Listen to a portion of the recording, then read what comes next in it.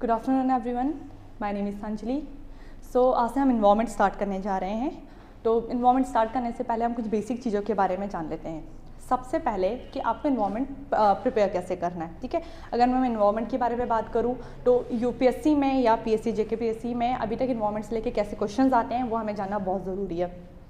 UPSC में हम काफ़ी सालों से देख रहे हैं कि इन्वायरमेंट से ऑलमोस्ट 35% के अराउंड क्वेश्चंस आते हैं। कितनी बार तो ऐसा भी होता है कि एक पूरा इस टाइम जैसे इस बार का प्री का पैटर्न आएगा तो वो इन्वायरमेंट सेक्शन पे ज़्यादा डिपेंड करेगा, नहीं। और जैसे हम जेकेपीएससी की बात कर रहे हैं, लास्ट ईयर ही अगर हम देखें तो ऑलमोस्ट 14 to 15 क्वेश्चंस आपके इन्वायरमेंट से आए हुए हैं। उस स्ट्रैटेजी को ध्यान में रखते हुए मैंने आपका जो इन्वायरमेंट तैयार किया हुआ है वो बेसिक प्लस करंट अफेयर्स दोनों को मिक्सअप किया हुआ है। तो अगर हम बेसिक पे फोकस करें तो आपके बेसिक्स में हमें ये सारी चीज़ें पढ़नी है, जिसमें आपको बेसिक टर्म्स के बारे में पता होना चाहिए, इकोलॉजी इकोसिस्टम्स के बारे में पता होना चाहिए, एनवायरनमेंट इकोसिस्टम में क्या डिफरेंस है, बायोम के बारे में आपको पता होना चाहिए, हैबिटाट क्या होता है इसके बारे में आपको पता होना चाहिए, इकोसिस्टम के कंपोनेंट्स क्या होते हैं, कितने टाइप का इकोसिस्टम्स होता है, ये सारी चीज़ें आपको पता होना चाहिए, इकोलॉजी क्या होता है आपको ये पता होना चाहिए। फिर इसके बाद टेरेस्ट्रियल इकोसिस्टम या एक्वाटिक इकोसिस्टम्स में क्या डिफरेंस है आपको ये पता होना चाहिए।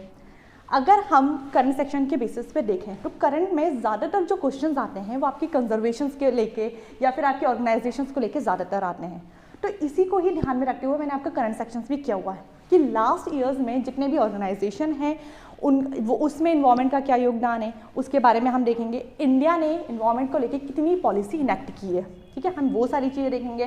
वाइल्ड लाइफ कंजर्वेशन के बारे में पढ़ेंगे, क्लाइमेट चेंज ऑर्गेनाइजेशंस के बारे में पढ़ेंगे। तो आपका जो इन्वायरमेंट का सिलेबस है वो आपका बेसिक प्लस आपका करंट अफेयर्स दोनों को मिला के बनाया गया है। अब आते हैं कुछ बेसिक चीज़ें जो आपको समझनी है। देखो, जो इन्वायरमेंट की फर्स्ट क्लास होती है ना, मेरा हमेशा उसमें मानना है कि आपको बेसिक इन्वायरमेंट अच्छे से पता होना चाहिए। कुछ छोटे छोटे वर्ड्स होते हैं, अगर आपको वो नहीं पता होगा तो आप करंट्स में कोई भी टॉपिक उठाओगे आपको वो समझने में दिक्कत आएगी। लाइक अगर आपसे क्वेश्चन आ जाता है कि हैबिटाट क्या होता है, ठीक है, या आपको क्वेश्चन आ गया बायोडाइवर्सिटी के बारे में, ये इकोलॉजी क्या होता है। हम बुक देखते हैं ऊपर लिखा होता है इन्वायरमेंट और इकोलॉजी, लेकिन आपको बेसिक टर्म्स नहीं पता होता है। तो आज हम वो बेसिक टर्म्स के बारे में थोड़ा देखते हैं क्या होता है और इसी के हिसाब से हम हमारी क्लास को कंटिन्यू करेंगे। तो आज ये तो मैंने आपको अपना सिलेबस बताया, ये सारी चीज़ों को ध्यान में रखते हुए हमें हमारे इन्वायरमेंट को कंप्लीट करना है। अब सबसे पहले आते हैं कुछ बेसिक टर्म्स। सबसे पहले आता है इन्वायरमेंट क्या है। अगर हम इन्वायरमेंट की बात करें, जैसे हम दो चीज़ों को लेकर देखते हैं, एक अर्थ है आपका, उस अर्थ में जितने भी लिविंग और नॉन लिविंग ऑर्गेनिज्म है, जितने कुछ भी हैं, सब कुछ जो भी हमारे सराउंडिंग में है वो सब कुछ अपने इन्वायरमेंट में आता है। तो अगर मैं बात करूँ एक ब्रॉड एरिया को लेकर काउंट करूँ तो वो चीज़ जितने भी लिविंग नॉन लिविंग ऑर्गेनिज्म, जितने भी बायोटिक, जितने भी एबायोटिक कंपोनेंट है, जो भी हमारे सराउंडिंग में जितने भी एरिया है, सब कुछ इन्वायरमेंट के कवर होता है। फिर बात आती है इकोसिस्टम क्या होता है। अगर मैंने आपसे बात करी कि कोई एबायोटिक और बायोटिक कंपोनेंट के बीच के इंटरेक्शन की बात, ठीक है, कोई दो ऑर्गेनिज्म है वो दोनों एक दूसरे के साथ इंटरेक्ट करके कैसे रहते हैं या फिर वो इन्वायरमेंट में कैसे सर्वाइव कर रहे हैं, वो कैसे इंटरेक्ट करके रह रहे हैं, उसे हम इकोसिस्टम बोलते हैं, ठीक है। तो अगर मैं आपसे ब्रॉड एस्पेक्ट की बात करूँ तो ये पूरा एक मान लीजिए कि अगर मैंने आपको ब्रॉड एरिया में बात करी तो ये पूरा आपका इन्वायरमेंट है, ओके। अगर आपसे मैंने इसमें इकोसिस्टम की बात करी तो एक इन्वायरमेंट में बड़े सारे इकोसिस्टम्स हो सकते हैं। जैसे मैंने आपको बताया कि इकोसिस्टम, अगर हम एक फॉरेस्ट की बात करें तो एक फॉरेस्ट भी आपका इकोसिस्टम है। अगर मैंने आपसे एक्वेटिक की बात करी तो एक एक्वेटिक भी आपका इकोसिस्टम है, लैंड टेरेस्ट्रियल भी आपका इकोसिस्टम है, ठीक है। तो बड़े सारे इकोसिस्टम हो सकते हैं। इकोसिस्टम बहुत बड़ा भी हो सकता है और इकोसिस्टम बहुत छोटा भी हो सकता है। अगर मान लीजिए कोई इकोसिस्टम मैनेजमेंट द्वारा बनाया गया है, जैसे कि हम आपका एक्वेरियम की बात करें, जो घर में एक छोटा सा एक्वेरियम रखा होता है, वहाँ पर भी आपके जो ऑर्गेनिज्म है वो एक दूसरे में इंटरेक्ट करके रह रहे हैं पूरे सराउंडिंग के साथ, तो उसे भी हम इकोसिस्टम कहेंगे, बट वो छोटा होता है, राइट। तो वो भी आपका इकोसिस्टम हुआ। तो इकोसिस्टम आपका बड़ा भी हो सकता है, आपका छोटा भी हो सकता है। तो ये तो हुआ आपका एनवायरनमेंट। अगर हम इसके अंदर की बात करें, ये हुआ आपका इकोसिस्टम। अच्छा, एक वर्ड और आता है जिसे हम बायोम बोलते हैं। तो बायोम और इकोसिस्टम में क्या डिफरेंस है, कभी सोचा इसके बारे में? हम ज्योग्राफी में कॉन्सेप्ट पढ़ते हैं, जैसे काफ़ी सारे जैसे हमने ट्रॉपिकल रेन फॉरेस्ट के बारे में पढ़ा, ट्रॉपिकल के बारे में पढ़ा, सवाना के बारे में पढ़ा, ठीक है। तो वो एरिया जो एक काफ़ी लंबे उसमें कवर होता है, जैसे काफ़ी प्लांट्स और काफ़ी सारे और इकोसिस्टम एक साथ बड़े सारे उसमें कवर, हम बायोम बोलते हैं, ठीक है। वो काफ़ी बड़े एरिया में कवर हो सकता है।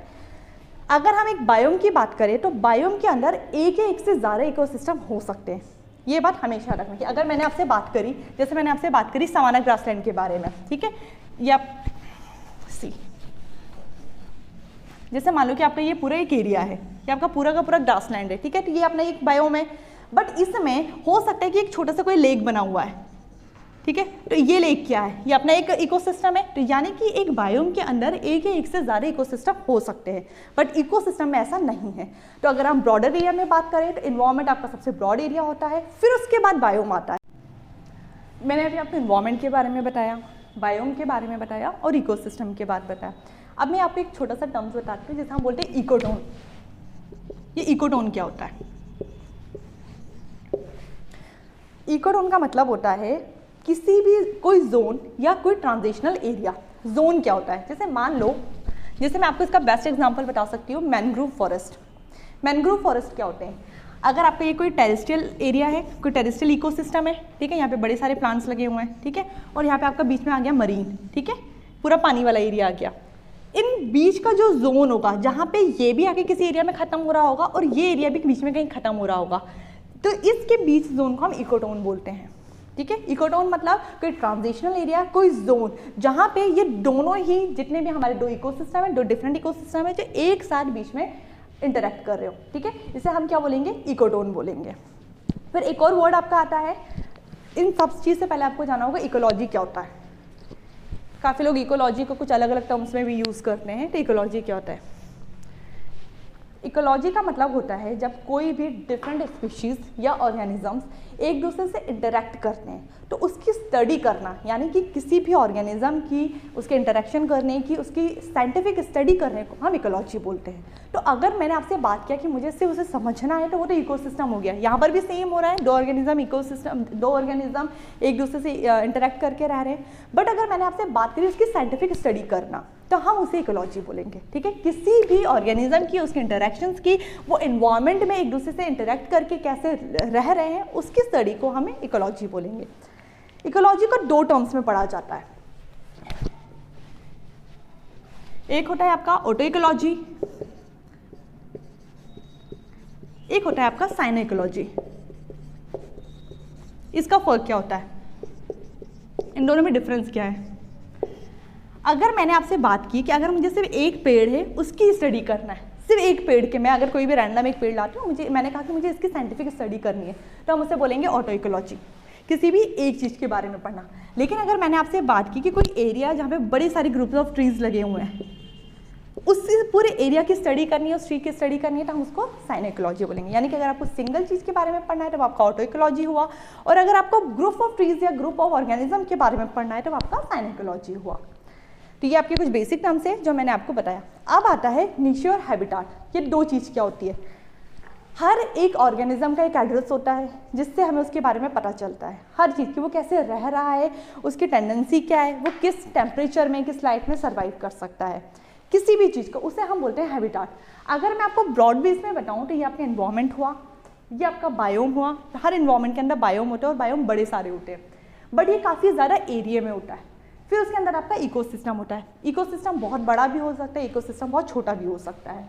फिर उसके अंदर आता है हैबिटाट, यानी कि कोई सेम स्पीसीज या एक से दो सिमिलर स्पीसीज एक साथ रह रही हो, उसको हम बोलते हैं हैबिटाट, ठीक है, जिसमें उसका पर्टिकुलर एड्रेस होता है। जैसे कि मान लीजिए मैंने आपसे बात करी किसी फॉरेस्ट के बारे में, या कोई भी मैंने आपसे बात की जिम कॉर्बेट के बारे में, तो उस जिम कॉर्बेट में बड़ी सारी स्पीशीज रह रही हैं। उस स्पीस में कोई एक एरिया है, जैसे ग्रासलैंड वाला एरिया है, वो किसी भी एनिमल के लिए, किसी टाइगर के लिए सबसे हंटिंग के लिए सबसे बेस्ट प्लेस है। तो वो जो एरिया होगा ना, वो जो मैंने आपको ग्रासलैंड के बारे में बताया, वो उसका हैबिटाट है, क्योंकि वो वहीं पर हंट कर सकता है, वो वहीं पर सही रह सकता है। लेकिन अगर मैंने आपसे बात की किसी एक नॉर्मल चीज़ के बारे में, जैसे अभी मैंने आपको ग्रासलैंड बताया, तो ऑब्वियसली बात है कि उस ग्रासलैंड में एक से ज़्यादा स्पीशीज़ भी हंट कर सकती है, वहाँ पे काफ़ी सारे जानवर रह सकते हैं। बट अगर मैंने आपसे बात करी कि कोई एक रैबिट है, ठीक है, वो इसी पेड़ पे ही रहता है, इसके अलावा इस पेड़ पे कोई और नहीं रहता है, तो बेसिकली ये हम सिर्फ एक के बारे में पढ़ रहे हैं, ये हुआ उसका निशे। जब हम किसी पर्टिकुलर एक स्पीशीज़ के बारे में पढ़ेंगे, एक ही चीज़ के बारे में पढ़ेंगे, तो वो निशे कहलाता है। जब हम सेम स्पीशीज़ या उससे एक ज़्यादा के बारे में पढ़ते हैं, वो हैबिटाट होता है, ठीक है।